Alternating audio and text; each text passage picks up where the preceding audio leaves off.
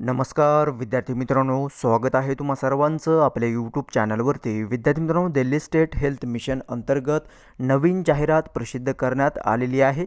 या जाहिराती अनुसरून medical officer, auxiliary nurse, midwife, ANM या पदासाठी, तसेच फार्मासिस्ट, औषध निर्माता अधिकारी, तसेच विद्यार्थी मित्रांनो लॅब टेक्निशियन या पदासाठीची नवीन जाहिरात दिल्ली स्टेट हेल्थ मिशन अंतर्गत प्रसिद्ध करण्यात आलेली आहे.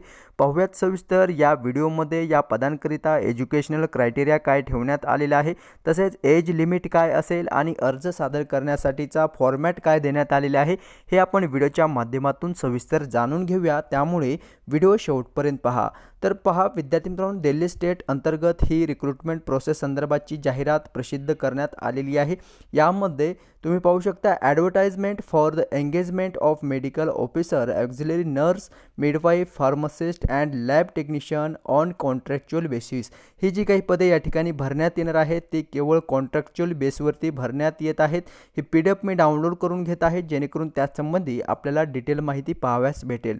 ठीक आहे, तर पहा दिनांक 9/10/2024 रोजी 9 ऑक्टोबर 2024 रोजी ही जाहिरात प्रसिद्ध झालेली आहे आणि त्यानुसार दिल्ली स्टेट अंतर्गत या ठिकाणी ही रिक्रुटमेंट प्रोसेस संदर्भाची जाहिरात आहे. Advertisement for engagement of medical officer, auxiliary nurse, midwife, pharmacist and lab technician on contractual बेसवरती. ही जी काही पदे या ठिकाणी भरण्यात येणार आहेत ती केवळ कॉन्ट्रॅक्च्युअल बेसवरती भरण्यात येणार आहेत आणि त्यासाठी विद्यार्थी मित्रांनो तुम्हाला जे काही वॅकन्सीज आहेत कॅटेगरी वाईज या ठिकाणी देण्यात आलेले आहेत. मेडिकल ऑफिसरसाठी पोस्ट कोड आहे MO01 मेडिकल ऑफिसर आणि नंबर ऑफ वॅकन्सी जे आहेत ती मेडिकल ऑफिसरसाठी 10 जागा आहेत आणि कॅटेगरी वाईज या ठिकाणी पहा SC कॅटेगरीसाठी 3, OBC साठी 5 आणि EWS साठी 2 आहेत. ऑक्झिलरी नर्स, मिडवाईफ, ANM या पदासाठी एकूण 15 जागा आहेत. ST कॅटेगरीसाठी 1, OBC साठी 8 आणि EWS साठी 6 असे मिळून एकूण 15 जागेसाठी या ठिकाणी रिक्रुटमेंट होत आहे. तसेच फार्मासिस्ट या पदाची देखील 10 जागा आहेत. ओके, सो UR साठी 3, OBC साठी 2, SC साठी 3, ST साठी 1 आणि EWS साठी 1 जागा या ठिकाणी भरण्यात येत आहेत.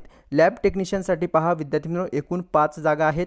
ST कॅटेगरीसाठी 1, OBC साठी 3 आणि EWS साठी 1 असे मिळून एकूण 5 जागेसाठी या ठिकाणी अर्ज मागविण्यात येत आहेत.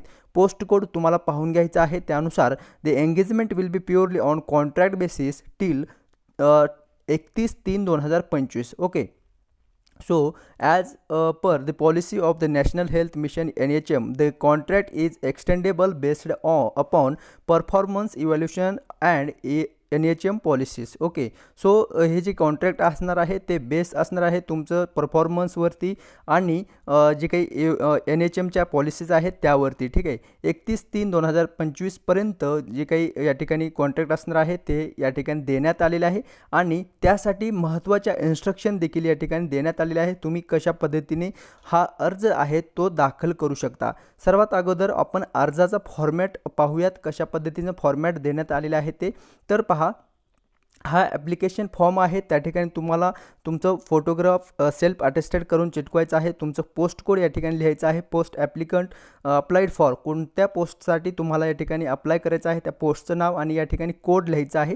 तुमचं डिटेल या ठिकाणी फिलअप करायचं आहे. तुमचं नाव, तसेच तुमचे फादर किंवा पाऊस वगैरे नेम, तुमच्या सर्व माहिती जी आहे सर्व माहिती या ठिकाणी तुम्हाला फिलअप करायचं आहे. कुठल्या कॅटेगरी आहे किंवा कुठलं एज्युकेशन आहे, एक्सपिरियन्स काय आहे ते सर्व माहिती विद्यार्थ्यांनो या फॉर्मॅटमध्ये तुम्हाला भरून घ्यायचं आहे. याची लिंक तुम्हाला डिस्क्रिप्शनमध्ये प्रोव्हाइड केली जाईल. त्या लिंकवरती क्लिक करून PDF तुम्ही डाउनलोड करून घ्यायचं आहे आणि याची झेरॉक्स प्रिंटआउट काढायचं आहे A4 साईज पेपरमध्ये आणि ही डिटेल माहिती तुम्हाला फिलअप करून घ्यायचं आहे. ठीक आहे, तर पहा नंतर महत्त्वाचं म्हणजे काय असणार आहे ते हा जो फॉर्म आहे तो कुठे दाखल करायचा आहे. ठीक आहे, तर पहा त्यासाठी या ठिकाणी ॲड्रेस देखील देण्यात आलेला आहे. तर पहा there shall be an initial assessment probation period of 3 months from the date of the engagement. ठीक आहे, तर पहा त्यानुसार तुम्हाला last date of receiving application या ठिकाणी देण्यात आलेलं आहे. Office CDMO DGD building 1st floor PVR complex Saket Delhi या ठिकाणी विद्यार्थ्यांनो 29/10/2024 at 5 PM applications received after last date and time will be rejected. ठीक आहे, तर 29 तारीख ही या ठिकाणी लास्ट डेट देण्यात आलेली आहे. 29 तारखेपर्यंत तुम्ही जे काही फॉर्म आहे ते या ठिकाणी दाखल करू शकता. त्यामध्ये तुम्ही बाय पोस्ट दाखल करू शकता किंवा बाय हँड त्या ठिकाणी जाऊन स्वतः देखील या ठिकाणी दाखल करू शकता. जे काही कार्यालयीन वेळ आहे 10 ते 5 या कार्यालयीन वेळेमध्ये तुम्हाला या ठिकाणाला व्हिजिट करून त्या ठिकाणी तुमचं ॲप्लिकेशन सबमिट करायचं आहे. ठीक आहे. सो त्यानंतर T A and D A will be paid for attending the interview. ठीक आहे. सो नंतर तुम्हाला त्या ठिकाणी पेड केलं जाईल. आता तुम्हाला अत्यावश्यक डॉक्युमेंट कोणते कोणते आवश्यक लागणार आहेत ते पहा. हायस्कूल मार्कशीट अँड सर्टिफिकेट आवश्यक आहे. Intermediate marksheet and certificate, graduation marksheet and degree experience certificate, जर तुमच्याकडे अनुभव असेल तर अनुभव सर्टिफिकेट तुम्हाला आवश्यक आहे. Registration with respective council. आता तुम्हाला जे काही रजिस्ट्रेशन आवश्यक असणार आहे, रजिस्ट्रेशन सर्टिफिकेट दिल्ली मेडिकल किंवा दिल्ली नर्सिंग तसेच Delhi pharmacy, all India pharmacy हे डॉक्युमेंट तुम्हाला रजिस्ट्रेशन केलेलं असावं तरच तुम्ही या ठिकाणी आवेदन करू शकता. If belong to any special category SC ST OBC as relaxation will be given as per rule of GNCT Delhi. Okay. जर तुम्ही SC प्रवर्गातून किंवा ST किंवा OBCमधून असाल तर तुम्हाला एज क्रायटेरियामध्ये जे काही रिलॅक्सेशन देण्यात आलेलं आहे आरक्षणानुसार ते तुम्हाला या ठिकाणी देण्यात येईल असे या ठिकाणी सांगण्यात आलेलं आहे. ठीक आहे. तर पहा, महत्त्वाचं म्हणजे काय, याची लिंक जी आहे डिस्क्रिप्शनमध्ये प्रोव्हाइड केली जाईल. त्या लिंकवरती क्लिक करून हे PDF जी आहे तुम्ही डाउनलोड करून घ्यायचं आहे. महत्त्वाचे रिक्रुटमेंट रूल्स आपल्याला पाहायचं आहे. त्यामध्ये पहा, मेडिकल ऑफिसर पोस्ट कोड या ठिकाणी देण्यात आलेले आहे. नंतर तुम्हाला जे काही मानधन दिले जाणार आहे ते या ठिकाणी पहा 71,550 रुपये मेडिकल ऑफिसर या पदासाठी दिले जाणार आहे. त्यासाठी इसेन्शियल क्वालिफिकेशन पहा MBBS तुमचं झालेलं असायला हवं आणि registered with Delhi medical council तुमचं रजिस्ट्रेशन केलेलं असावं आणि अनुभव या ठिकाणी पहा desirable experience in the health public health. Okay. So up to age limit या ठिकाणी तुम्ही पाहू शकता मेडिकल ऑफिसर या पदासाठी up to 45 years not more than 64 year in case of retired government servant. ठीक आहे.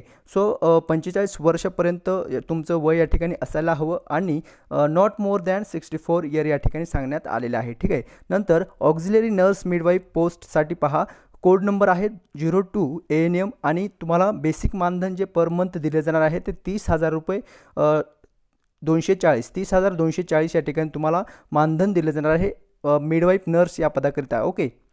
सो ANM ज्या उमेदवारांचं झालेलं आहे ते उमेदवार या ठिकाणी अप्लाय करू शकतात. त्यासाठी इसेन्शियल क्वालिफिकेशन पहा ANM course from recognised institute, university, diploma, multipurpose health worker female.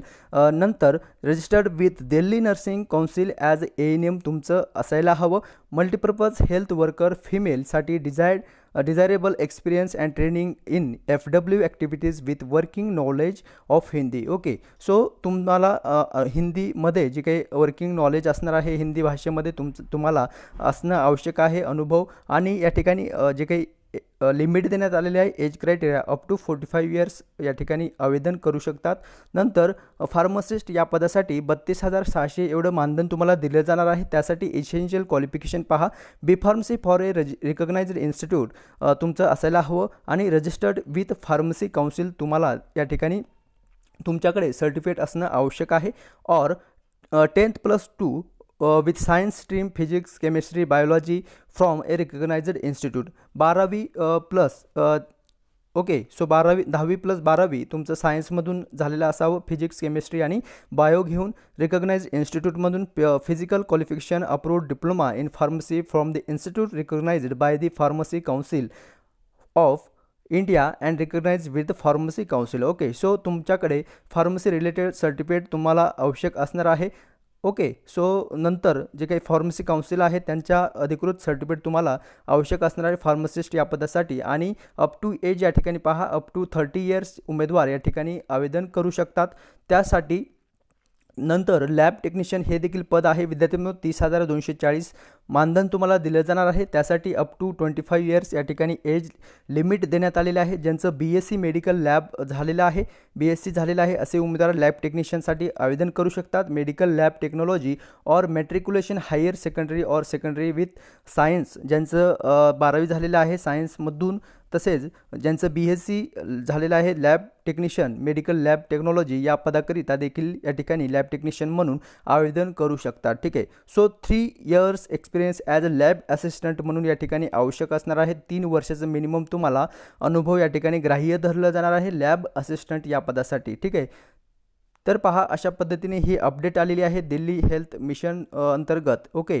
So विद्यार्थी मित्रांनो, माहिती समजली असेल तर लाईक जरूर करायचं आहे. या व्यतिरिक्त तुमचे काही प्रश्न असतील तर कमेंट्स करून नक्की विचारायचं आहे. ठीक आहे. या व्हिडिओमध्ये आपण सर्व माहिती पाहिलेली आहे. एज्युकेशनल क्रायटेरिया काय ठेवण्यात आलेले आहे, तसेच फॉर्म कसा अप्लाय करायचा, कुठे दाखल करायचा, फॉर्म ॲप्लिकेशनचं फॉर्मॅट काय आहे, तसंच विद्यार्थी मित्रांनो कोणती कोणती पदे, कॅटेगरी वाईज किती जागा भरण्यात येत आहेत, सर्व माहिती आपण या व्हिडिओच्या माध्यमातून जाणून घेतलेलं आहे. तरी तुम्हाला काही प्रश्न असतील तर कमेंट्स करून नक्की विचारायचं आहे. आणि नवीन तुम्ही चॅनल पाहत असाल चॅनलला सबस्क्राईब जरूर करायचं आहे.